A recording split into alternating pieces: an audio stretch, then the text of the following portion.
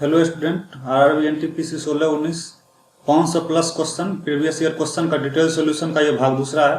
पहला भाग यदि आप लोगों ने नहीं देखा होगा इसके डिस्क्रिप्शन में लिंक मिल जाएगा, उसको आप देख लें। तो ये दूसरा भाग का पहला क्वेश्चन से शुरू करते हैं। पहला क्वेश्चन है, मूल तत्वों की आवर्त सारणी बनाने वाले पहले वैज्ञानिक कौन थे? किस चीज की? मूल तत्वों की आवर्त सारणी बनाने वाले पहले वैज्ञानिक कौन थे? जॉन न्यूलैंड, ये तीसरे वैज्ञानिक थे। आवर्त सारणी के बारे में कुछ महत्वपूर्ण फैक्ट देख ही लेते हैं। आवर्त सारणी बनाने में सबसे पहला वैज्ञानिक जिन्होंने प्रयास किया था वो थे डोबे राइनर। कौन थे? डोबे राइनर। इन्होंने 1800 ईस्वी में आवर्त सारणी में जो तत्व थे उसको परमाणु भार के अनुसार सजाया था। किसके अनुसार से? परमाणु भार से। डोबे राइनर ने ही त्रिक नियम दिया था। डोबे राइनर ने कौन नियम दिया था? त्रिक नियम। इसके बाद दूसरा वैज्ञानिक आया जिसका नाम था न्यूलैंड्स।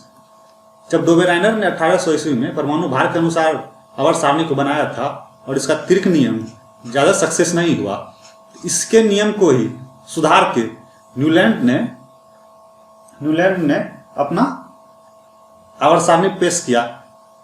उसमें भी इन्होंने भी यही किया, परमाणु भार के ही अनुसार से इन्होंने भी आवर्त सारणी को बनाने का प्रयास किया।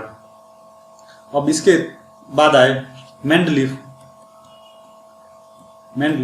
इन्होंने भी, इनका भी जब फ्लॉप हो गया, इनके बाद कौन आए?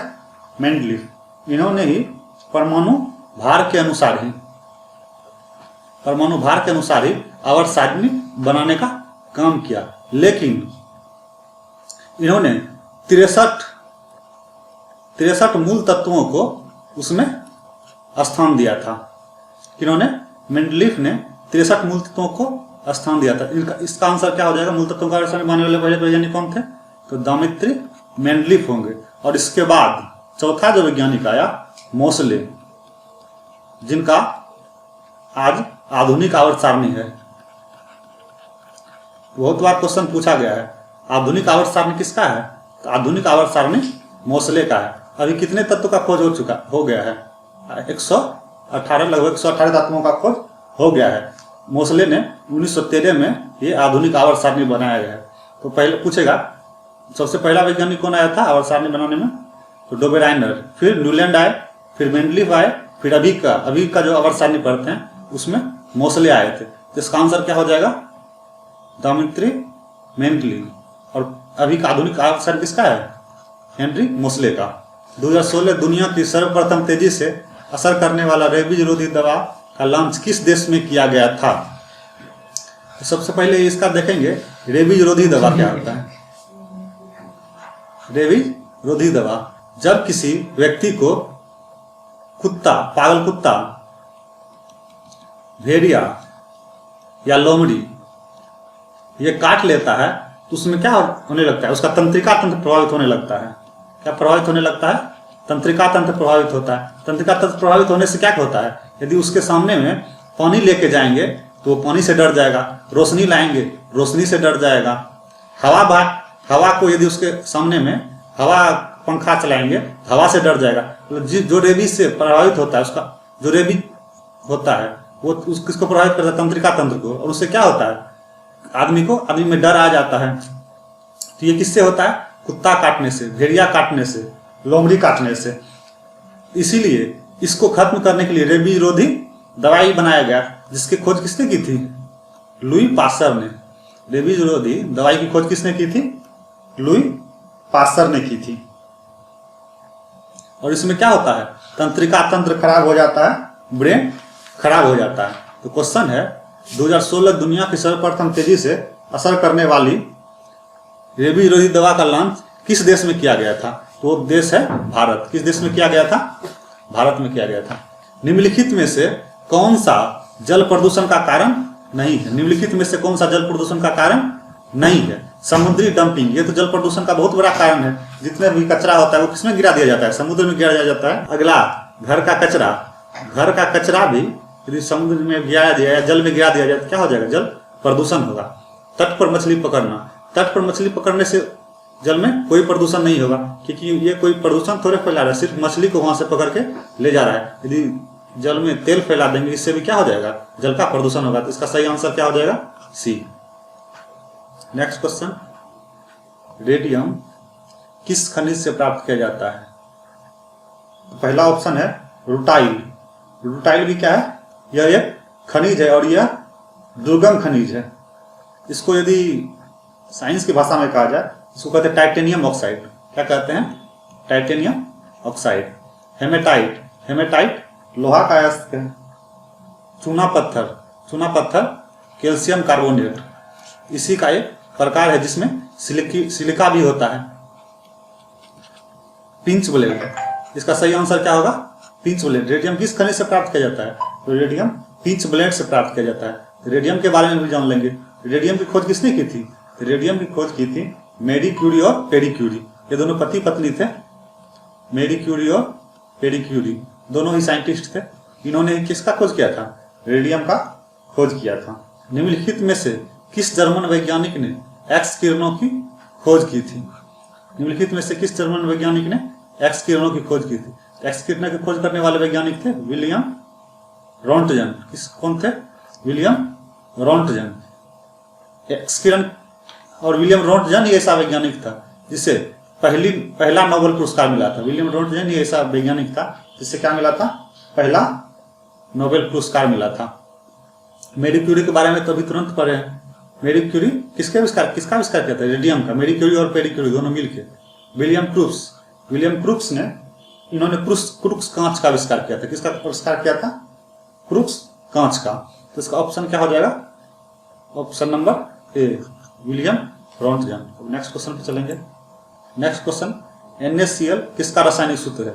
NaCl किसका रासायनिक सूत्र है, नमक का रासायनिक सूत्र है। अमोनिया का सूत्र होता है NH3। पानी का तो आप लोग जानते हैं H2। Option number C. Next question बोलता है यदि एक सर्किट का प्रतिरोध दोगुना किया जाता है तो वोल्टेज को समान रखने के लिए सर्किट में प्रवाहित धारा क्या होगी? ये फिजिक्स का क्वेश्चन है। फिजिक्स क्वेश्चन को हम आजकल जितने भी रेलवे NTPC हो या ग्रुप डी हो, सारे में फिजिक्स में न्यूमेरिकल की संख्या बढ़ गई है। जिसे ध्यान से देखेंगे। न्यूमेरिकल सॉल्व करने के लिए सबसे पहले ये देखेंगे कि क्या क्या दिया हुआ है, पहले उसको लिख लेंगे। देखिए इसमें क्या कहता है, यदि एक सर्किट का प्रतिरोध दोगुना किया जाए, यानी प्रतिरोध के बारे में बोल रहा है आर, वोल्टेज को समान रखने के लिए वोल्टेज के बारे में भी बोल रहा है वी, और सर्किट में प्रभावित विद्युत धारा आई, यानी कहीं ना कहीं ये तीनों का रिलेशन बता रहा है। तो हम दिमाग में सोचेंगे कौन ऐसा सूत्र है जो ये तीनों में रिलेशन बताता है। तो ये सूत्र एक सूत्र होता है V बराबर IR। ओम के नियम से इसे हम प्राप्त करते हैं। ये सूत्र क्या होता है, ये तीनों में रिलेशन बता रहा है। यदि हम ये जो दिया हुआ है उसके अनुसार यदि सूत्र को हम अपने माइंड में ला लिए तो उस आराम से ही वो क्वेश्चन बन जाएगा। तो ये सूत्र कौन, V बराबर IR। अब आराम से बन जाएगा। कहता है यदि एक सर्किट का प्रतिरोध दोगुना किया जाता है, ये प्रतिरोध है, इसको दोगुना किया जाता है। क्या किया जाता है, दोगुना। तो वोल्टेज को समान रखने के लिए तो बोलता है इसको दोगुना भी कर देंगे और ये वोल्टेज जो है समान रहना चाहिए। तो सर्किट में प्रभावित विद्युत धारा क्या होगी, तो ये कहता है प्रभावित विद्युत धारा क्या करें, मतलब इसको दोगुना तो करेंगे ही, लेकिन ये भी क्या रहेगा, उतना ही रहना चाहिए, बढ़ना नहीं चाहिए। तो यदि इसको दोगुना करेंगे, यदि दोगुना करेंगे तो इसको हम आधा करेंगे तो ही ना यही उतना ही एक ही रह जाएगा।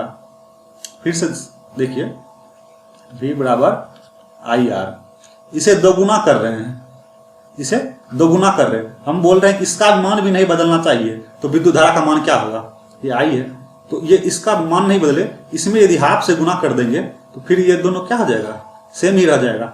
इसीलिए इसमें सर्किट में प्रभावित विद्युत धारा क्या होगी, सर्किट विद्युत धारा क्या हो जाएगी, आधी घट जाएगी। क्या होगी, आधी घट जाएगी। दोगुना करने पर आधी घट जाएगी। मानव शरीर में मौजूद निम्नलिखित कोशिकाओं में से किसमें माइटोकॉन्ड्रिया नहीं पाया जाता है? तो ये लाल रक्त कोशिका, इसमें क्या होता है, माइटोकॉन्ड्रिया नहीं पाया जाता है। माइटोकॉन्ड्रिया को ही पावर हाउस कहते हैं। क्या कहते हैं, पावर हाउस। पावर हाउस क्यों कहते हैं, क्योंकि माइटोकॉन्ड्रिया में ही फ्रेब्स चक्र चलता है। क्या चलता है? फ्रेब्स चक्र, जिससे ऊर्जा का निर्माण होता है। इसलिए इसको क्या कहते हैं? पावर हाउस कहते हैं। यकृत तो जानते ही हैं। यकृत यदि खराब हो जाता है कि अपना क्वेश्चन आता है कि कौन सा अंग है जो अपना पुनर्निर्माण कर लेता है। यकृत कोशिका ये जो अपना क्या कर लेता है? पुनर्निर्माण कर लेता है। मांसपेशी की संख्या कितनी है मेरे शरीर में? 639। श्वेत रक्त कोशिका WBC, जितना अधिक मेरे शरीर में WBC होगा उतना ही अधिक हम स्वस्थ होंगे। WBC रहना बहुत ही आवश्यक है शरीर में स्वस्थ रहने के लिए। यदि डेंगू हो जाता है या कोई भी मलेरिया हो जाता है उसमें क्या होता है? WBC घट जाता है। ये रीजनिंग की टाइप का क्वेश्चन है। यदि H2O हाइड्रोजन तो KOH, H मतलब हाइड्रोजन, O माने ऑक्सीजन, मतलब H2O में हाइड्रोजन ये पहला लिया है तो ये क्या है? ऑक्सीजन। उसी प्रकार KOH में ये पहला क्या है? पोटेशियम। क्या है? पोटेशियम। इसका आंसर क्या हो जाएगा? पोटेशियम। पोटेशियम का यूज किसमें किया जाता है? पोटेशियम का सबसे अधिक यूज किसमें किया जाता है? तो फसल में किया जाता है। किसमें किया जाता है? फसल में। जैसे मान फसल में, और इसमें फास्फोरस का भी किया जाता है, नाइट्रोजन का भी किया जाता है। यदि फसल में 2 टाइम यूज होता है, एक बीज बोने वक्त और एक फसल जब बड़ा होने लगता है उस समय करते हैं। इस समय भी 3 चीज डाला जाता है, नाइट्रोजन, फास्फोरस और पोटेशियम। इस समय भी नाइट्रोजन, फास्फोरस और पोटेशियम। लेकिन इस समय 1:2:1 में डाला जाता है।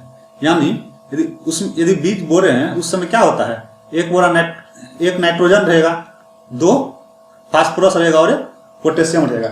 लेकिन जब फसल बड़ा होने लगता है उस समय 4:2:1 में दिया जाता है। तो हम देखते हैं कि पोटेशियम का मान बीज बोने वक्त और फसल काटने वक्त दोनों क्या, फसल काटने नहीं, फसल बड़ा होने तक दोनों समान रहता है। इसका आंसर क्या हो जाएगा? पोटेशियम। ये भी याद रखेंगे, बहुत बार क्वेश्चन पूछा गया है। बीज बोने वक्त नाइट्रोजन, फास्फोरस और पोटेशियम का अनुपात कितना रहता है? 1:2:1। जब कुछ बड़ा हो जाता है जब फिर से उर्वरक में नाइट्रोजन, फास्फोरस और पोटेशियम का अनुपात कितना रहता है?